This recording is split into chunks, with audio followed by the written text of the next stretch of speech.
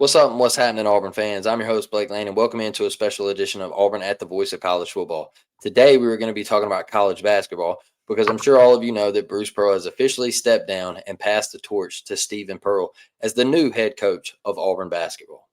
So, before that, if you could, please like the video, share the video out on social media, click the bell for notifications, and drop your comments down below. And let me know how you feel about BP retiring and Stephen Pearl as the new head coach for the 2026 Auburn basketball season. So let's get right into it, man. BP, what a decade of work. What an 11 years at Auburn. Uh, Truly the GOAT of Auburn basketball. And what a run it was. What a run it was. And, he was hired in 2014. And Jay Jacobs was the athletic director for the Auburn Tigers at that time. And I think that's where we got to start today is we got to give our shout out to Jay Jacobs and thank him for going out and taking the chance on Bruce Pearl. This was a guy that had been expelled from the SEC. He got into the violations at Tennessee, and he wasn't wanted in the SEC any longer. He was a cheater, and not many people wanted to take a chance on him. And Jay Jacobs said, "Hey, look, we just fired Tony Barbie. We weren't winning. We were getting blown out. I need a guy that can come in here and change the trajectory of this program. I need a guy that can win championships at Auburn. I don't want Auburn to just be a football school. I want Auburn to be good in basketball. I want Auburn to be relevant in basketball. I don't want Auburn to be the doormat any longer." And Bruce Pearl, as soon as he got off the plane, what did he tell us? He said, "Hey, give me a few years. It's going to be a little rocky at first, but I promise I will come hang banners that you will never forget. I promise Auburn will win championships. I promise we will go far in the NCAA tournament." And he lived up to every one of those promises. He did that. He brought guys into Auburn, lottery picks into the NBA. He went to 2 Final Fours. He showed us things that we had never seen before. The all-time winningest coach in Auburn basketball history. He had all the support from Charles Barkley. Charles Barkley said, "I never thought I would see the Auburn Tigers in the Final Four." Me, myself, I'm 34 years old. I never thought I would see Auburn play in a Final Four, and I've gotten to see 2 of them.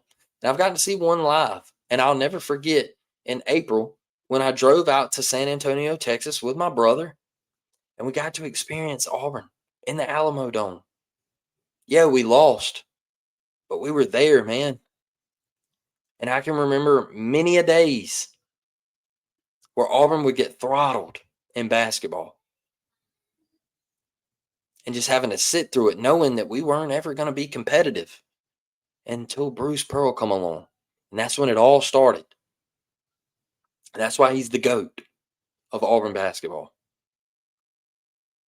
He had a vision. He made promises, and he lived up to every single one of them in such a short period of time. Shout out to the GOAT, Bruce Pearl. Let's get in here to some of these accomplishments, man. I truly feel like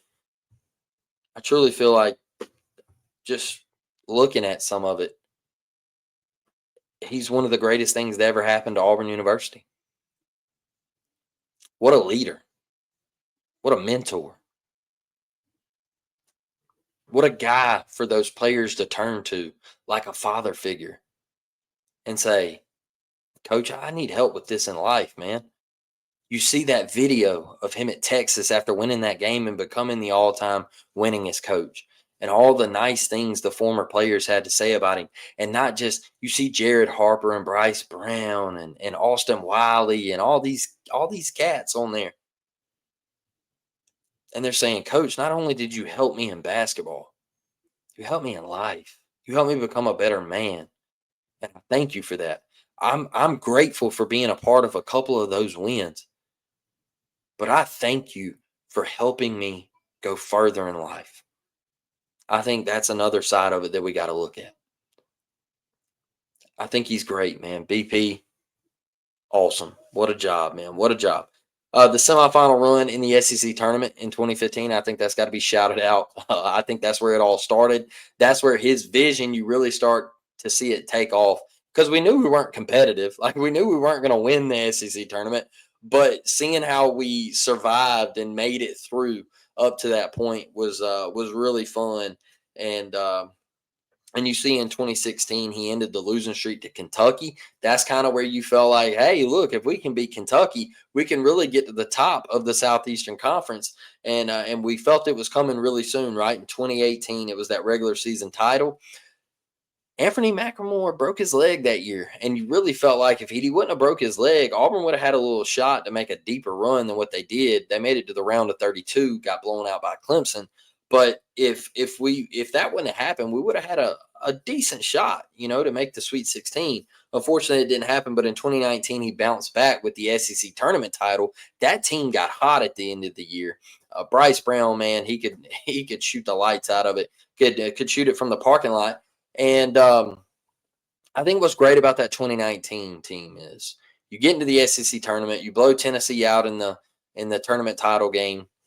You get into the NCAA tournament as a 5 seed, and you got the 12 in New Mexico State. Everybody remembers how Auburn really dominated that game, but New Mexico State made a second half run, and they were only up by 1. New Mexico State air balls. You survive and advance. That's what you got to do. And then you get in the second round, and everybody's like, oh, well, Auburn's going to get clobbered. They play Kansas, and Auburn shot the lights out of it. I mean, beat them to death. And then you get into number 1 North Carolina in the Sweet 16, and everybody's like, oh, there's no way Auburn beats North Carolina. And Auburn beat them to death. All right. That was a fun one to watch. I'll never forget Daniel Purifoy running down the court, and the camera was on him as they were going to break, and he was just cheesing from ear to ear. Special times, man. We'll never forget that season. You get to the Elite Eight. Once again, Kentucky had your number all season long. You couldn't beat them. And you get in the Elite Eight, you're down Chuma, and you still find a way to win in overtime. Just talks about that team right there. Without one of your best players, without a top 20 draft pick in the NBA draft, due to a torn ACL in the Sweet 16, you still find a way to beat a team that you hadn't beat all year, to move to your first ever Final Four. And there it was, man. And we know we got rooked in the Final Four. I truly feel like if Chuma wouldn't have got hurt, this would have been a national championship moment for Bruce Pearl, just because of the way that team was playing. And still should have won that Virginia game, but unfortunately, that's how the cookie crumbles, and it just didn't go Auburn's way. 2022.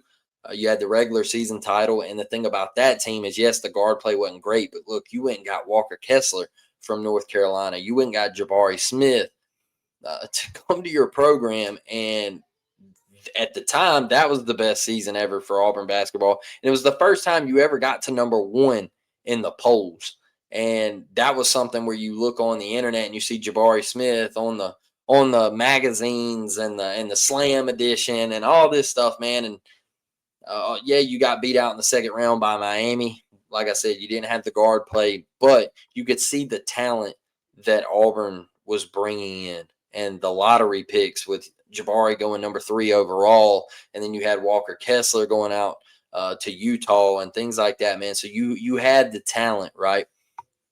And you just kind of felt like Auburn was going to eventually get them one. And then in 2024, you had the conference title, where you won the SEC tournament championship. You blew out Florida in that, and then unfortunately you lose in the first round of the NCAA tournament to Yale. But that team was outstanding. They just shot themselves in the foot in that Yale game. And then 2025, the regular season SEC champions, man, went 15-3 in SEC play. Was the greatest Auburn basketball season ever. You made the run to the Final Four, beat Michigan in the Sweet 16, beat Michigan State in the Elite Eight. And, if it wasn't for a Walter Clayton masterpiece, you might have won a national championship. And so Bruce was on the cusp of that natty, just never quite get over the hump. But I wanted to show a trajectory of what happened in Auburn men's basketball while he was here. Obviously in 2015, like I talk about how Auburn, we weren't great, right? You could see flashes. You could see the coaching happening on the court, but we weren't great. I think we won like 14 games that year. And then you just fast forward to 2018. In a 3-year span, 26-8. 2019, they went 30-10. 2020, 25-6. By the way, that 2020 team could have been another candidate for a Final Four run. Isaac Okoro leading the way. Once again, another lottery pick. I think he went 5th overall to the Cleveland Cavaliers. And then 2021, we know what happened there. No need to discuss that. Sharif Cooper went through all that crap. 13-14. 2022, he bounced back, like I said, with Jamari Smith and Walker Kessler, went 28-6. 2023 went 21-13. 2024 went 27-8. And then in 2025, he went 32-6. So you see the growth every single year. Big shout out to BP, man. Your family, I hope you enjoy retirement. Your family's with you. He announced the day that he'd heard all the rumors about the Senate run and all that. It would have forced him to leave Auburn. But he said, I want to stay in Auburn. I want to be the Senate of Auburn athletics. And I think that really, really got Auburn fans excited. And look, I think he went out on his own terms. I think, like he said in his video, whenever you feel like you can't give 100% and you feel like you're not mentally all there to lock in on the basketball season, it's time. And, a lot of people are kind of wondering why Steven? Why Steven Pearl is the new head basketball coach? And I'll tell you this. I think Bruce Pearl had been setting up for this all along and preparing Steven to take over this job. And that is the reason why you saw Steven getting to coach some halves in Maui and things like that. And he got to coach the game, I believe it was in 2021. And there was opportunities there for Steven to call sets, and maybe he coach a half here or something like that, or Mike coach a half here. And there was just things to prepare for this to come, right? And you had kind of been hearing the murmurs, the smoke had been lit for a little while. And so what they always say, with there's smoke, there's fire. And today it happened to set ablaze. And so, shout out to this family. Look, my honest opinion, I think Steven's going to do great. He's been around the game for his entire life. He's been right there next to BP's side. He knows how a practice is ran. He knows how to recruit. He's been on the transfer portal. He went on the Next Round Live during the NCAA tournament and was talking about how they were having to adjust with the portal and then playing an NCAA tournament game. And so he is very well accustomed to this lifestyle. He's accustomed to this coaching job. He is ready to put boots on the ground and take this thing by the grass and run with it. I really do believe that. So we will have a new head basketball coach for the Auburn Tigers in the 2025-2026 season, and his name is Steven Pearl. So Bruce passed the torch. Steven is ready. Let me know in the comments how you feel about this.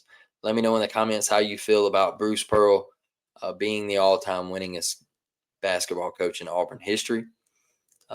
And let me know what you think about the upcoming season. I'm excited to hear it. Do I think Auburn falls off a cliff? No. Do I think Auburn loses a lot of transfer portal guys and all this? No, I don't.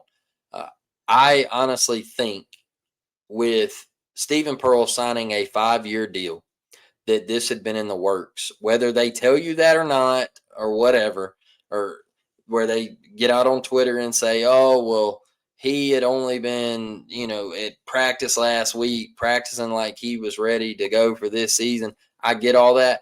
But a 5-year deal tells me that this had been in the works for a little while. And this was all planned out. And so I don't believe that the players, they might have not have been notified, but I think they knew what was coming. I really do. I think they knew what was coming. So, love y'all. Appreciate y'all. Shout out to the Pearl family. Bruce Pearl, you're the GOAT of Auburn basketball. Love you. Appreciate you for everything. He said, I love you today, and I think we need to holler back at him and let him know how much we love him. So, War Damn Eagle, y'all. I will catch y'all Tuesday night, 7 p.m. Central. We will talk a little Auburn football. I'm out, y'all. War Damn.